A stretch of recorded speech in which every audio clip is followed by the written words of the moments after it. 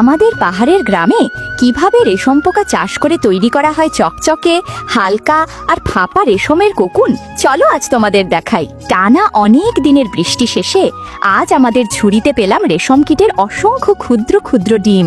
এরপর এই ডিমগুলোকে আমরা নরম কাপড় দিয়ে ঢেকে কয়েক দিনের জন্য রেখে দিই, যাতে ওগুলোর ভেতরের উষ্ণতা ঠিক থাকে আর নিরাপদে বড় হতে পারে।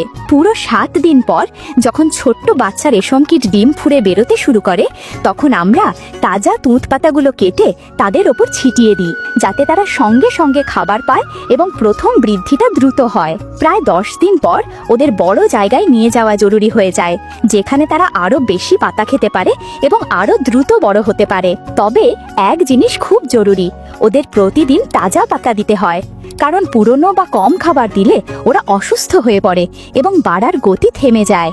তারপর 15 থেকে 17 দিনের মধ্যে এই ছোট্ট কীটগুলো এতটাই বড় হয়ে যায় যে ওদের আরো বড় জায়গায় পাঠানো হয়, যেখানে তারা আরামে থাকতে পারে এবং নিজেদের পরবর্তী প্রজন্ম তৈরি করতে পারে। এই সময় থেকে পাতা কেটে দেওয়ার দরকার হয় না, শুধু বড় বড় তুঁত পাতা রেখে দিলেই তারা মনের আনন্দে চিবিয়ে খায়। আমরা শুকনো খড় দিয়ে ওদের জন্য নরম বিছানা বানিয়ে দিই। ওদের লালা গ্রন্থি থেকে এক ধরনের আঠালো তরল বেরোয়, যা বাতাসে লাগলেই রেশমে পরিণত হয়, আর তারা মাথা ঘুরিয়ে ঘুরিয়ে এই সুতোটাকে নিজের চারপাশে পেঁচিয়ে ধীরে ধীরে কোকুন বানিয়ে ফেলে।